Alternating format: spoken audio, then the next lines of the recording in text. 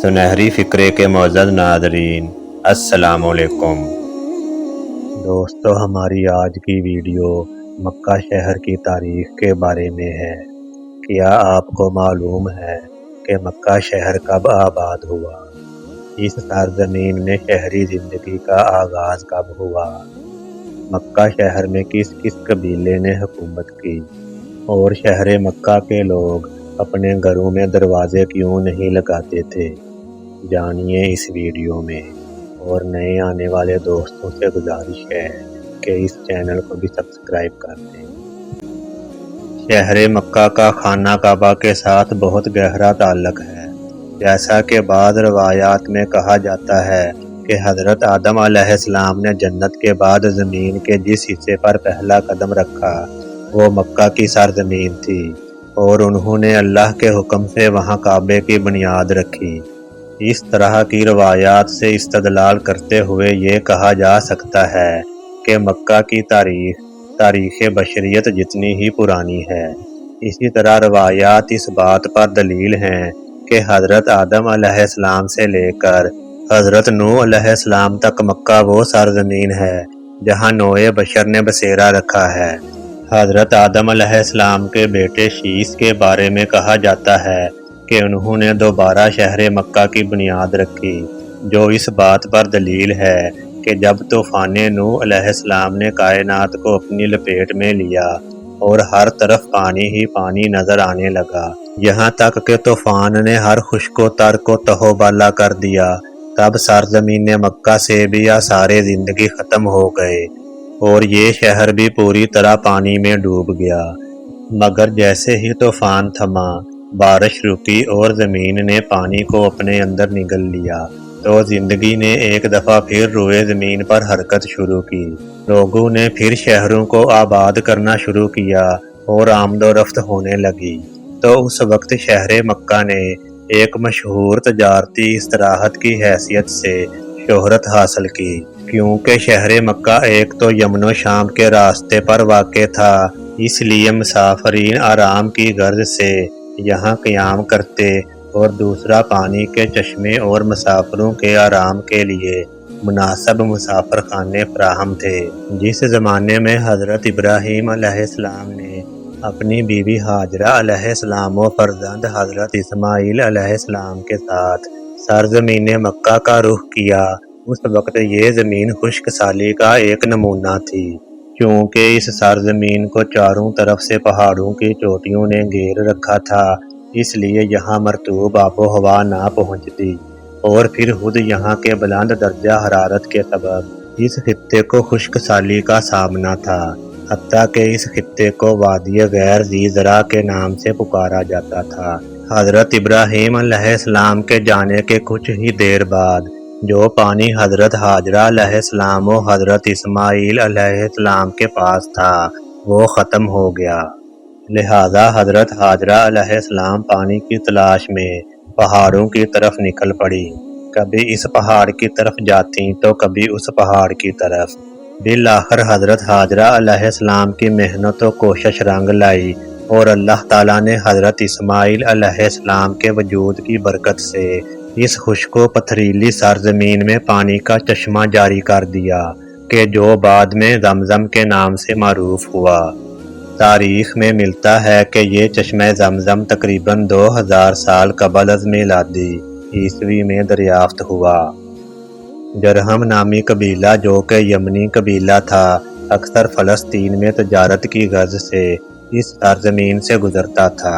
ایک دفعہ یوں ہوا کہ جیسے ہی اس قبیلے کے چند افراد کا یہاں سے گزر ہوا تو انہوں نے یہاں بہت سارے پرندوں کو دیکھا جو آسمان سے زمین کی طرف آتے اور پھر تھوڑی ہی دیر بعد سرور و خوشی کی حالت میں آسمان کی طرف پرواز کرتے، کیونکہ وہ جانتے تھے کہ یہ خشک و بنجر زمین ہے، لہذا یہ منظر دیکھ کر وہ سب حیران ہوئے کہ آخر یہاں کیا ماجرا ہے۔ اسی تجسس و حیرانگی میں انہوں نے 2 افراد کو بھیجا کہ پتہ لگائیں کہ آخر وہاں کیا ہو رہا ہے۔ وہ دونوں جب وہاں پہنچے اور سب دیکھا تو انتہائی خوشی کے عالم میں واپس پلٹے اور اپنے قبیلے والوں کو جلدی سے یہ خبر دی۔ پھر اس کے بعد اس قبیلے نے یمن سے کوچ کیا اور سرزمین مکہ میں آئے اور یہاں ہی زندگی بسر کرنے کے لیے حضرت ہاجرہ علیہ السلام سے اجازت مانگی۔ حضرت ہاجرہ علیہ السلام نے ان کی درخواست کو قبول کیا اور ان کا استقبال کیا۔ حضرت اسماعیل علیہ السلام نے اپنے بچپن اور نوجوانی کا سفر جرہیمان قبیلہ میں ہی گزارا اور جوانی کی دہلیز پر قدم رکھتے ہی کسی قبیلہ کی لڑکی سے شادی کی۔ حضرت ابراہیم علیہ السلام کبھی کبھار اپنی زوجہ ہاجرہ علیہ السلام و فرزند حضرت اسماعیل علیہ السلام سے ملنے کی غرض سے سرزمین مکہ تشریف لاتے۔ اسی طرح ایک دفعہ جب حضرت ابراہیم علیہ السلام تشریف لائے تو حکم خدا بندی کے مطابق اپنے بیٹے حضرت اسماعیل علیہ السلام سے اللہ کے گھر یعنی کعبہ کی تعمیر کا ذکر کیا۔ حضرت اسماعیل علیہ السلام نے رضامندی کا اظہار کیا اور پھر دونوں نے یہاں کعبے کی بنیاد رکھی۔ بس جیسے ہی خانہ کعبہ کی تعمیر مکمل ہوئی تو حضرت ابراہیم علیہ السلام نے اللہ تعالیٰ کے حکم کے مطابق دنیا کے گوش و کنار سے لوگوں کو حج کی دعوت دی اور فریضہ حج کی طرف متوجہ کیا تو دنیا کے طول و عرض سے لوگ خانہ کعبہ کی زیارت اور حج کی ادائیگی کے لیے اس سرزمین پر جمع ہونے لگے۔ خانہ کعبہ کی تعمیر کے بعد اس سرزمین نے اس قدر شہرت حاصل کی کہ حضرت ابراہیم علیہ السلام اور حضرت اسماعیل علیہ السلام کے زمانے میں ہی یہاں شہری زندگی کا آغاز ہو گیا۔ حضرت اسماعیل علیہ السلام کی وفات کے بعد ان کے فرزند نابت سرزمین مکہ کے رئیس مقرر ہوئے، جبکہ نابت کی وفات کے بعد جرہیمان قبیلے نے حکومتی امور کو اپنے ہاتھوں میں لے لیا۔ اسی طرح کئی سال گزرنے کے بعد خزاعہ نامی قبیلے نے حکومت کا دعویٰ کیا اور جرہیمان کے ساتھ ایک خونی جنگ کے بعد مکہ کی حکومت کو اپنے ہاتھوں میں لیا۔ اس قبیلے نے تقریباً 300 سے 500 سال تک مکہ پر حکومت کی اور اسی دوران یمنی حملوں کا دفاع بھی کیا۔ انہی میں سے عمرو بن لخا خزاعی جو کہ ایک دولت مند اور با اثر آدمی تھا، وہ پہلی بار شام سے بتوں کو سرزمین مکہ پر لایا اور یہاں بت پرستی کا رواج ڈالا۔ قصی بن کلاب حضور صلی اللہ علیہ وسلم کے 5ویں جد جو کہ زمانہ اسلام سے 150 سال قبل پیدا ہوئے، سرزمین مکہ پر خزاعی قبیلے کے آخری فرما روا کے داماد تھے۔ انہوں نے اپنے سسر کی وفات کے بعد خود حکومت سنبھالی اور پھر اپنے بعد حکومت مکہ کو قبیلہ قریش میں منتقل کر دیا۔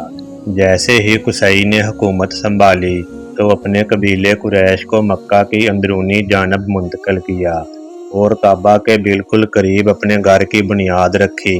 اس کے بعد قبیلہ قریش کے باقی افراد نے بھی اپنے گھروں کی تعمیر ایک دائرے کی شکل میں شروع کر دی کہ جن کا مرکز کعبہ تھا۔ یہ وہ لوگ تھے جنہوں نے شہر مکہ کے مرکزی نقطے کو تشکیل دیا۔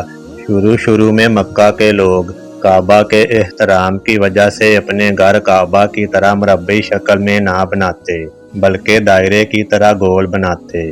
کعبے کے اطراف میں تعمیر کیے گئے گھروں کے دروازے نہ لگائے جاتے تاکہ حج کے دنوں میں حاجی ان کے صحنوں میں سکونت اختیار کریں۔ گھروں میں دروازے نہ لگانے کا یہ رواج حضور اکرم صلی اللہ علیہ وسلم کے زمانے تک رہا۔